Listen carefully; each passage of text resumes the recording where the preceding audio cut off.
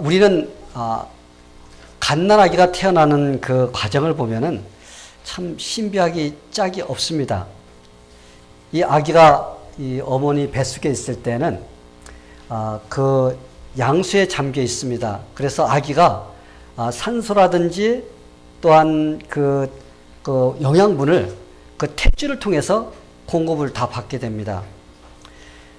그 대신 아기가 이제 딱 어머니 뱃속에서 나와서 어머니와 탯줄에서 딱 분리가 되면은 그때부터는 공급되던 산소도 다 중단이 되고 또한 그 영양분도 다 중단이 됩니다. 그러면 아이에게 이렇게 중단됐던 그런 것들이 이제는 그 몸에서 이제 작용이 일어나는데 산소를 갖다 공급받던 것이 공급받지 못하고 탯줄을 딱 끊으면은 그때부터 그 머리에 이산화탄소가 차게 된다고 그래요. 그러면은 그 아이가 그 자극을 받아가지고 아기가 운다고 합니다. 그래서 아기들이 와 우는 것은 아마 그런 충격도 받고 또 환경 변화도 있고 그래서 아기가 이게 크게 울기 시작합니다. 그래서 아마 또 그것도 조금 더 도움이 되기 위해서 아기가 태어나면 의사가 딱 거꾸로 들고서 어떻게 한번 엉덩이를 철썩 때려주면은 아기가 와 하고서 크게 한번 이렇게 울기 시작하면은 그때부터 어떻게 해요? 그때부터 폐에 산소가 들어가기 시작하는 겁니다. 그래서 그때부터 어떻게 자체적으로 숨을 시작하게 되는 것입니다.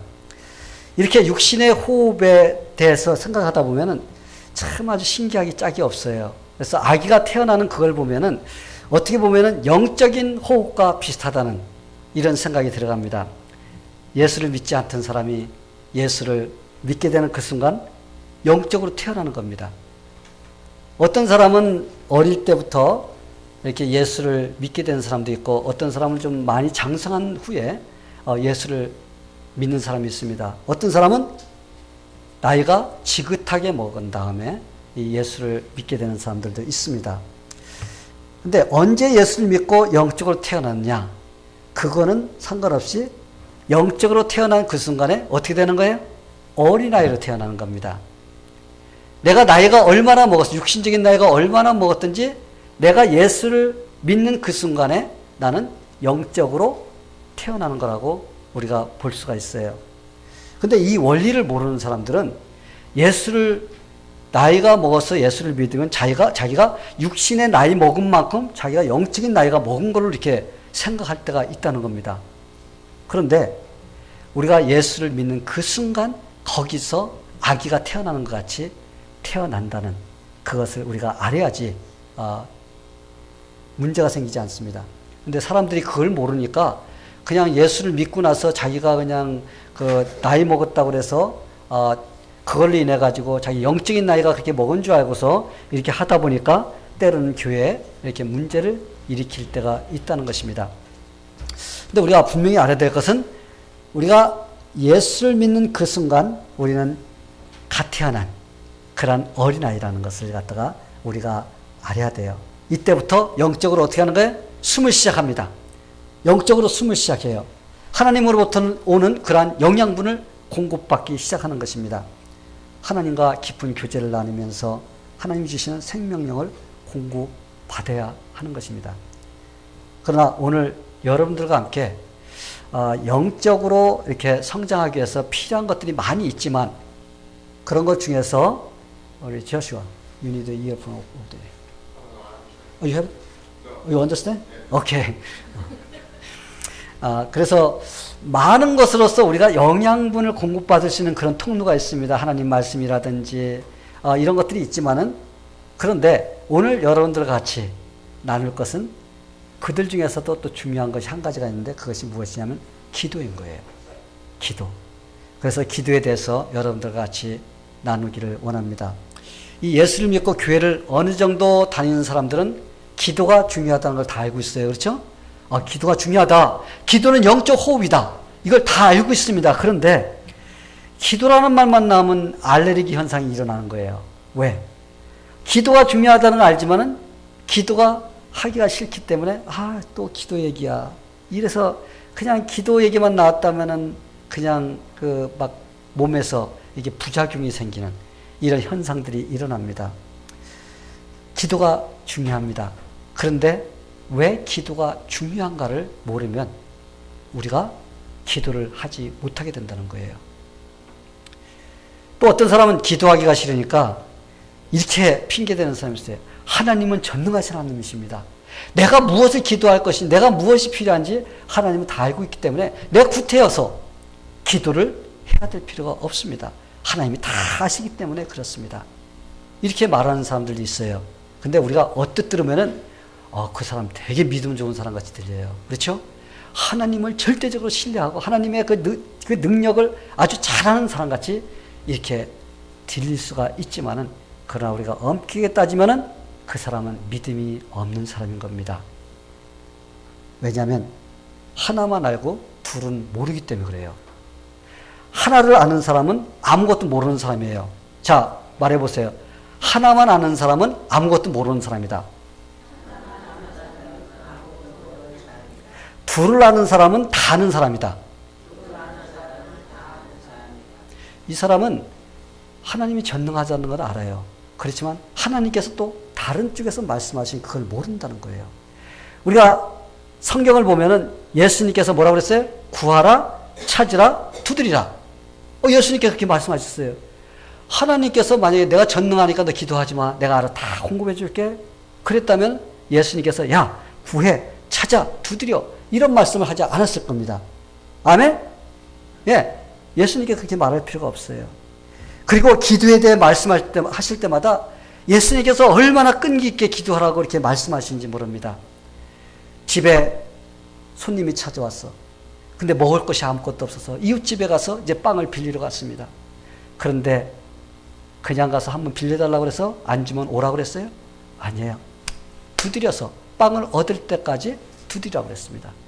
그래서 그냥 친구로서는 빌려주지 않지만은 그러나 강청한 거를 인해 갖고 빵을 줄 거라는 겁니다. 여기서 예수님께서 어떻게 끈기 있게 기도하라고 우리에게 가르쳐 주는 거예요. 또 예수님께서 불의한 재판관과 과부에 대해서 얘기하십니다. 그러면서 불의한 재판관이 하나님도 두려워하지 않고 사람도 두려워하지 않고 그렇지만은 그 과부가 밤낮으로 가서 어떻게 했어요? 내 재판을 해주세요. 재판해 주세요 하면서 계속 두드릴 때 그 불의한 재판관도 내가 이거 안 들어주면 안 되겠구나 하면서 나중에 들어줄 거라는 것입니다. 이 정도로 어떻게 끈기 있게 인내를 가지고 끝까지 기도하라고 하나님께서는 우리에게 가르쳐 주시는 겁니다. 그러면서 하물며 하늘에 계신 아버지께서 너희가 기도하는 것을 응답해 주시지 않겠느냐. 그러면서 예수님께서 우리에게 계속 말씀하시는 게 뭐예요? 우리가 인내를 가지고 하나님 앞에 꾸준하게 이렇게 기도하라는 것이 예수님의 가르침이신 겁니다. 성도 여러분, 기도는 믿는 자들의 영적 호흡입니다. 여러분 육적 호흡을 어느 정도 멈출 수 있어요. 저는 고등학교 다닐 때, 중학교 다닐 때 친구들과 같이 코 막고 귀 막고 다 막고서 1분 15초까지 있었던 것 같아요. 근데 그 다음에는 안 되더라고. 그 다음에는 숨이 넘어갈 것 같더라고요. 끝까지 그냥 하는데 거기까지 안 돼요. 그래서 그 정도 숨을 안 쉬면 죽겠더라고. 그렇다면 여러분은 지금 영적 호흡을 얼마나 지금 열심히 잘하고 있는지. 여러분들이 육적 호흡이 멈추면은 육신이 죽는 것과 마찬가지로 여러분이 영적 호흡이 멈추면은 여러분들의 영적인 것이 죽는다는 것을 여러분이 알고 계시면서 얼마나 여러분들이 영적 호흡을 하고 계시는지, 아니면 그냥 육신적인 호흡만을 이렇게 하면서 살아가고 있는 사람인지 한번 생각해 보시기 바랍니다. 기도란 믿는 자들의 영적 호흡입니다. 기도를 하며 사는 사람은 영적 호흡을 통해서 하나님께서 공급해 주신 영양분을 받으면서 살 수가 있어요. 기도를 하지 않는 사람들은 다른 사람이 그냥 기도해주는, 중보 기도해주는 거 가지고 근근히 이렇게 유지해 나가게 되는 것입니다. 그래서 마치 영적 산소 호흡 마스크를 끼고 있는 거나 마찬가지인 겁니다. 아마 여러분들이 병원에 가보면은 환자들이, 중환자들이 이렇게 코에다가 마스크 끼고 있는 거 보셨지요? 여러분 그거 보면서 어떻게 해요? 야, 저 사람 좋겠다. 저는 가만히 있어도 그냥 산소가 들어와서 저절로 호흡이 되니까 너무 좋겠다. 그러면서 여러분 부러워합니까? 아마 부러워하지 않을 거예요. 산소 호흡기를 끼지 않고 혼자 당당하게 내가 호흡을 하면서 살아가기를 원하실 것입니다. 그러기 위해서는 어떻게 해야 돼요? 스스로 기도하며 사는 거예요. 그래서 저는 오늘 여러분들에게 왜 기도를 하며 살아야 되는지 그거에 대해서 가르쳐 드리려고 합니다. 그래서 여기 계신 모든 분들은 영적으로 호흡을 잘하고 영적으로 성장이 잘 되는 그러한 성도들이 다 되기를 축원합니다. 자, 그렇다면 왜 기도를 해야 되는가? 첫 번째로 예수님께서 기도하라고 우리에게 명령하셨어요. 이 신약 성경을 보면은 기도하라, 기도하라 하는 명령이 많이 나왔고, 특히 우리가 데살로니가에 보면은 5장 17절에 보면은 쉬지 말고 기도하라. 우리에게 쉬지 말고 기도하라고 이렇게 가르쳐 주고 있습니다. 이렇게 믿는 자들이 중단하지 않고 기도하는 것이 하나님의 뜻이라는 것입니다. 그런데 하나님이 우리에게 기도하라고 명령만 내리고 그냥 적당히 이렇게 지나갔다면 우리도 적당하게 이렇게 지나갈 수가 있을 것 같아요. 그런데 기도하라고 말씀만 하신 것이 아니라 예수님께서 우리에게 직접적으로 어떻게 했어요? 기도의 모범을 보여주셨어요. 왜 예수님께서 기도를 하십니까? 예수님은 하나님이신데 그분은 능력이 있으신 분인데 그분이 뭐가 답답해서 그분이 기도를 하셨을까? 그것은 기도가 그만큼 중요하기 때문에 그렇습니다. 기도하지 않고는 이 세상에서 믿음을 지킬 수가 없고 우리가 하나님을 믿고 살아갈 수가 없다는 것을 우리에게 가르쳐 주신 겁니다. 예수님은 분명히 하나님의 아들이십니다. 그런데 그분은 모든 능력을 가지셨지만 그분이 이 세상에 오셔서 인간의 육체를 입고 오시고 하나님이십니다. 100% 하나님, 100% 사람이에요. 육신을 입고 이 세상에 오셨기 때문에 그분은 이 세상에서 구원 사역을 감당하기 위해서 기도를 하지 않으면 안 된다는 것을 그분은 알았습니다. 그리고 믿는 자들이 이 세상에서 예수를 믿으면서 천국 갈 때까지 기도를 하지 않고는 살아갈 수가 없는 존재라는 것을 아셨기 때문에 우리에게 기도의 모범을 보여주시기 위해서 직접 예수님께서 기도를 하셨던 겁니다. 예수님 습관적으로 새벽 일찍 일어나가지고 한적한 곳에 가서 혼자 기도하셨어요. 하루 일과를 시작하기 전에 하나님과 은밀한 교제를 나누셨던 것입니다. 예수님께서 하나님과 이런 은밀한 교제를 나눴기 때문에 그분은 하루 바쁜 분주한 시간에도 그런 시간을 잘 이렇게 쪼개어서 허둥대지 않고 이렇게 살아갈 수가 있었습니다. 그리고 사람들에 의해서 환경에 의해서 끌려다니는 것이 아니라 예수님께서는 기도를 하시면서 하나님께서 인도해 주심 따라서 사역을 갖다가 잘 하셨던 것을 우리가 알 수가 있습니다. 그래서 사람 중심의 삶이 아니라 기도하고 나면 하나님 중심의 그러한 삶을 살 수가 있게 된다는 것입니다. 성도 여러분, 예수님이 이 세상에 오셔서 그분이 이루셨던 그 십자가의 구원, 그걸 다 이루고 승리할 수 있었던 것은 그분이 하나님을 절대적으로 신뢰하면서 기도했기 때문에 그것이 가능했던 것입니다. 여러분은 어떤가요? 예수님이 기도하라고 하신 대로 여러분 기도하면서 살고 계신가요? 예수님 우리가 어떤 존재를 다 아세요? 우리 어떤 존재인지.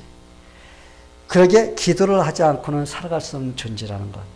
이걸 아시기 때문에 우리에게 모범도 보여주시고 기도해라 하면서 우리에게 명령을 내렸던 것입니다. 그래서 우리가 기도해야 될 첫 번째 그 이유는 예수님께서 우리에게 명령하시고 또 우리에게 모범을 보여주시고 우리에게 기도하라고 했기 때문에 우리가 기도를 해야 되는 것입니다. 자, 왜 우리가 기도해야 될까요? 우리 두 번째 이유입니다. 우리가 능력을 얻기 위해서 기도해야 돼요. 하나님은 기도를 통해서 성도들에게 역사하십니다. 물론 하나님께서는 능력이 있으셔서 그냥 하나님의 일을 혼자 이룰 수도 있어요. 그런데 하나님께서는 하나님 혼자 일하시기를 원치 않으십니다. 하나님 누구와 같이 일하기를 원해요? 바로 우리와 같이 일하기를 원해요. 그래서 하나님께서는 교회를 세워주시고 그 교회를 통해서 일을 하고 계십니다. 한번 우리 생각해 봅시다. 우리가 얼마나 연약한 존재고 얼마나 우리가 부족한가. 그런데 하나님께서는 2000년 동안에 교회를 세워주시고 계속 부족하고 연약한 인간들을 통해서 하나님의 뜻을 이루어가시고 계시다는 겁니다. 이제까지 그렇게 해오셨지만 또 앞으로도 우리를 통해서 하나님의 뜻을 이루어 가실 거라는 것입니다. 그런데 이렇게 연약하고 부족한 우리를 통해서 일하시는 수단이 있는데 그것이 바로 기도라는 거예요. 하나님은 기도의 사람들을 통해서 능력을 주시고 또 그 사람들을 또 사용해 주시는 바로 그러한 분이십니다. 그래서 오스왈드 스미스라는 사람이 이런 말을 했습니다. 만약 우리가 일을 하려고 할 때는 우리 혼자 일하게 되지만 우리가 기도하면서 하면 하나님께서 우리의 일을 해주신다. 그래서 우리가 혼자서 일을 하려고 하면은 내 능력 그 안에서밖에 할 수 없다는 겁니다. 그런데 내가 기도하면은 하나님께서 나에게 능력 주셔서 하나님께서 나를 통해서 일을 하신다는 겁니다. 할렐루야? 예. 저는 기도가 하나님께로부터 오는 능력의 통로라고 생각해요. 통로. 하나님께서 우리에게 능력을 주시는 통로가 바로 기도다. 쉽게 말하면 기도란 전기 코드와 같다. 여러분, 코드에 전기를 갖다 꽂지 않으면 그건 아무 소용이 없습니다. 참 우리 동네가 좋은 동네인지 나쁜 동네인지 모르지만 전기가 자주 나가요. 이번 주에도 전기가 몇 번 나갔습니다. 한 번 나갔다면 몇 시간씩 안 들어와. 전기가 안 들어오니까 집에 있었던 전자기기가 아무것도 못 써요. 하나도 못 써. 아침도 시리얼 먹었습니다. 저는 이렇게 생각해 봤어요. 아무리 좋은 기기를 갖고 있다 할지라도 전기에 코드가 꽂혔을 때 전기가 통하지 않으면 그건 아무 소용이 없다. 한번 예를 들어서 여러분들에게 최신식 전기밥솥, 아주 뭐 밥 다 됐습니다. 뭐 시간 다 알려주고 막 그런 그 쿠쿠 뭐 그런 것 있죠. 이런 걸 여러분들에게 누가 선물을 줬다고 이렇게 봅시다. 그래서 얼마나 좋아. 그래서 막 그냥 쌀을 씻어서 얹어놓고 다 맞췄어. 그런데 전기에 그것을 꽂지 않으면 여러분 아무 소용이 없어요. 밥이 되지가 않습니다. 아무리 비싸고 아무리 자동이고 아무리 좋다고 할지라도 그거는 한낱 고물에 불과한 것입니다. 저는 그걸 보면서 이렇게 생각해 봤어요. 비록 우리가 참 연약하다 할지라도 우리가 하나님 앞에 기도하면 하나님께서는 우리를 통해서 하나님의 능력을 공급해 주신다. 아무리 멋지고 많이 배우고 가진 것이 많다 할지라도 기도하지 않으면 하나님으로부터 오는 능력을 공급받지 못한다는 것입니다. 그러면 아무 소용이 없어요. 우리가 하나님 앞에 기도하면 하나님께서는 내가 가지고 있는 그걸 통해서 어떻게 하나님의 능력을 역사해 주셔서 일을 이루게 해 주신다는 겁니다. 그래서 우리 삶에 역사해 주세요. 그래서 하나님께 역사하시는 방법이 저는 우리의 무릎을 통해서 우리의 기도를 통해서 하나님께서 역사해 주신다는 것을 깨달았습니다. 성도 여러분, 왜 우리가 기도해야 되나요? 우리가 기도할 때 그 기도를 통해서 삶에서 하나님께서 하나님의 뜻을 이루도록 우리를 인도해 주십니다. 우리가 기도할 때 우리가 하고자 하는 일들도 어떻게 올바로 수행할 수 있도록 하나님께서 이끌어 주세요.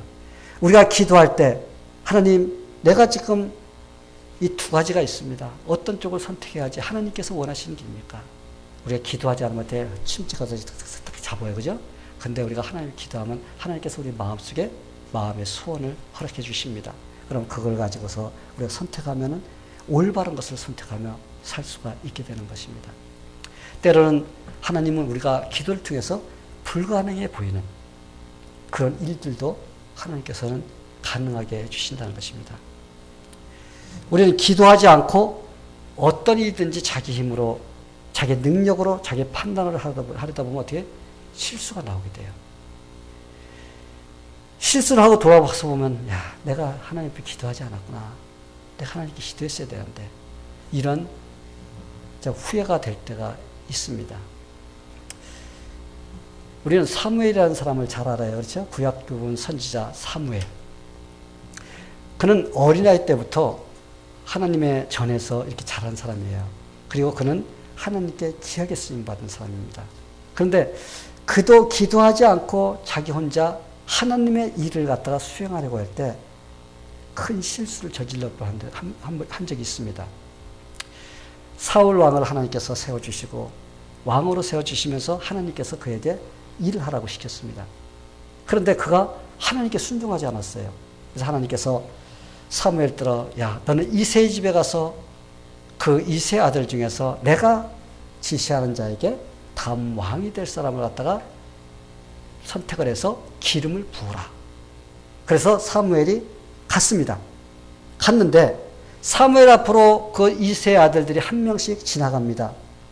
지나 보내는데 사무엘이 이새 아들 장남 엘리압을 딱 보니까 키도 크고 너무 핸섬이고 너무나 멋져 보여요. 그래서 이야 이 사람이야말로 하나님께서 다음 왕으로 세웠구나 하면서 그를 갖다 기름 부으려고 그랬습니다. 그랬을 때 하나님께서 아니다 나는 그를 선택하지 않았다. 외모로 사람을 보지 마라. 나는 마음의 중심을 본다고 하시면서 그를 갖다가 물리치셨습니다. 이 기도하는 사람은 하나님의 마음을 알게 돼요. 기도를 하다 보면은 하나님께서 어떤 걸 원하실까? 이것을 알게 됩니다. 언제 그렇게 된다고요? 우리가 기도할 때. 우리가 하나님 앞에 기도할 때 그렇게 알게 되고 또 하나님께서 깨닫게 해주십니다. 그래서 우리가 어떤 일을 할 때 올바른 결정도 할 수가 있어요. 어떤 판단을 할 때도 우리가 올바른 판단을 할 수가 있습니다. 바로 그런 사람이 누구냐면 아브라함의 종 엘리에셀 그런 사람이라는 겁니다. 분명 엘리에셀은 종이었어요. 아브라함의 종. 근데 아브라함이 그를 불러가지고 야, 넌 내 고향 땅 메소포타미아 가서 거기 가서 내 아들 그 이삭의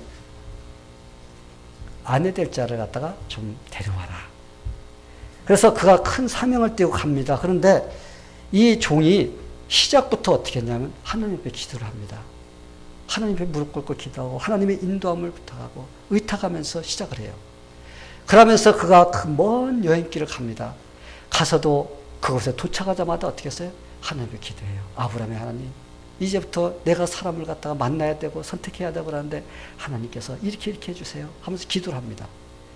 그래서 하나님께서 그에게 지혜를 주시고 또 인도해 주시고 그래서 리브가를 만나게 주십니다. 그리고 리브가를 이삭의 아내로 데려오는데 성공하는 걸 볼 수가 있어요. 이 아브라함의 종이 이 불가능해 보이는 일 가고 어떻게 그를 찾아와야 되는지 참 얼마나 참 불가능합니까? 그런데도 그는 하나님 앞에 기도할 때 불가능을 가능케 되는 그런 놀라운 역사가 일어나는 것을 우리가 볼 수가 있어요. 언제? 그가 하나님 앞에 기도하면서 그 일을 수행할 때 그런 역사가 일어났습니다. 성도 여러분, 기도가 아무것도 아닌 것 같이 보여요. 그렇죠? 기도 그냥 뭐 앉아서 무릎 꿇고 혼자서 뭐 이렇게 몇 마리 쭝얼쭝얼 하고 마는 거지 뭐. 이렇게 생각하는 사람이 있어요. 그렇게 생각하는 사람은 어리석은 사람입니다. 기도가 중요하다는 것을 깨닫는 사람이 지혜로운 사람이에요. 그리고 기도해서 하나님의 역사하심을 체험하는 사람, 바로 그런 사람이 능력의 사람인 것입니다. 우리는 성경에서 기도의 사람 하면 사무엘이라는 것을 우리가 알 수가 있어요. 그는 내가 기도하는 죄를 범치 않겠다. 그렇게 말하는 사람도 그가 기도하지 않고 일을 수행할 때 큰 실수를 범할 수 있다는 것. 이걸 보면서 기도가 얼마나 중요한가. 우리의 마음속에 늘 간직하게 되기를 바랍니다. 성도 여러분, 왜 우리가 기도해야 돼요? 하나님의 지혜와 능력을 얻어서 우리의 삶에서 승리하기 위해서 기도해야 됩니다. 우리는 주님의 도움이 아니면 하루, 아니 한순간도 우리는 살아갈 수 없는 그런 존재입니다. 얼마나 세상이 어지러워요. 얼마나 우리가 유혹되고 얼마나 우리가 참 하나님의 뜻에서 살지 못하는 그런 곳으로 흘러갈 수 있는 그런 요소들이 많이 있나요? 그러기 어떻게 해야 돼요? 우리는 주님의 도움을 받으면서 살고자 해야 됩니다. 그 도움을 받는 통로가 바로 하나님께 기도하는 것입니다. 그래서 히브리서 4장 16절에 보면은 그러므로 우리가 긍휼을 필요한 때 도우시는 은혜를 얻기 위하여 은혜의 보좌로 담대히 나갈지어다. 주님께서 우리가 주님께 나아가면 주님께서 우리에게 능력 주십니다. 우리가 모든 것을 주님 앞에 내려놓고 기도와 당부로 하나님께 간구하면 어떻게 해요? 지각에 뛰어나신 그 하나님께서 우리의 마음과 생각을 지켜주시고 우리가 어떻게 살아야 되는지 하나님께서 우리를 인도해 주십니다. 그러면 우리가 그런 인도를 하면서, 인도를 받으면서 살다 보면은 우리 어떤 것이 옳고 그런지, 어떤 것이 옳은 판단인지를 우리가 할 수 있는 그런 능력을 갖게 된다는 것입니다. 성도 여러분, 저는 여러분들이 모두 기도하며 삶으로써 하나님께서 여러분에게 지혜를 주시고 능력을 주셔서 여러분이 승리하게 되기를 축원합니다. 기도하지 않고 자기 힘으로 살려고 하는 사람은 어리석은 사람이에요. 신앙생활이 힘들다고 하는 사람들이 있다면 한번 더 뒤돌아봐야 돼요. 과연 내가 기도를 얼마나 하고 있는가? 내가 기도를 진짜 하나님 앞에 많이 하고 있는데도 내가 진짜 힘들다는 소리가 나오는지 한번 우리 자신을 돌아봐야 됩니다. 기도를 많이 하고 주님을 의지하며 신앙생활을 하는 사람들은 신앙생활이 힘들지가 않게 됩니다. 왜? 하나님께서 함께 해주시기 때문에 그래요. 하나님께서 능력을 주십니다. 그걸 감당할 수 있는 그러한 능력을 허락해 주십니다. 근데 이 기도를 하지 않기에 힘들고 고달프다고 느끼는데, 왜냐하면 기도에 응답을 받지 못하기 때문에 그래요. 내가 기도를 해야지 응답을 받는데 기도를 하지 않기 때문에 응답을 받지 못하는 겁니다. 그렇기 때문에 힘들게 살아갈 수밖에 없는 겁니다. 저는 여러분 모두가 기도하여서 능력받아서 하나님이 주시는 그 능력을 통해서 여러분 승리하게 되기를 간절히 축원합니다. 자, 마지막으로 우리가 하나님이 왜 우리가 기도해야 되는가? 하나님께서 응답해 주셨다고 했기 때문에 응답해 주겠다. 기도해라. 응답해 주겠다. 하나님께서 약속해 주셨기 때문에 우리는 어떻게 해야 돼요? 기도해야 됩니다. 오늘 말씀 보세요. 너는 내게 부르짖으라. 그리하면 내가 내게 응답하겠고 내가 알지 못하는 크고 능력 있는 일들을 내게 보이리라. 우리가 기도하면은 하나님께서 응답해 주시겠다고 약속했습니다. 여기서 부르짖으라고 그랬어요. 부르짖으라는 것은 하나님께 막 간절하게 마음속에서 막 외치는 거예요. 우리가 물에 빠져서 사람한테 도와달라고 외치듯이 물에 빠진 사람이 도와주세요. 도와주세요. 이러지 않잖아요. 그죠? 도와주세요! 하면서 막 외치는 것 같이 하나님 나 지금 이렇게 어려움에 처했습니다. 하나님 나 이런 상황에 놓여 있습니다. 하나님 나를 도와주세요 하면서 하나님께 막 부르짖으라는 것입니다.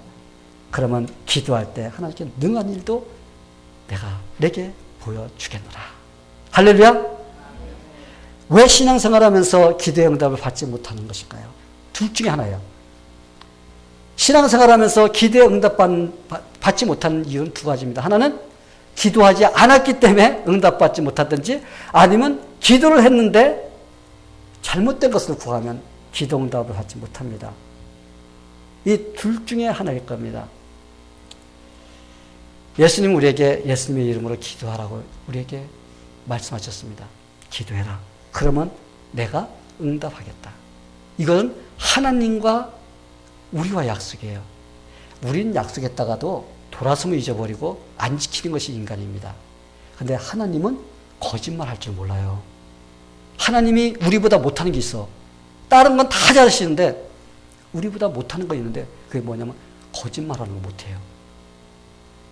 우리 하나님 거짓말할 줄 모릅니다. 그렇기 때문에 우리 예수님께서 기도해라. 내 이름으로 기도해라. 그러면 내가 응답해 주겠다. 이제 약속했다면 그건 어떻게 되는 거예요? 반드시 그렇게 이루어 주시겠다는 약속이 있는 거예요.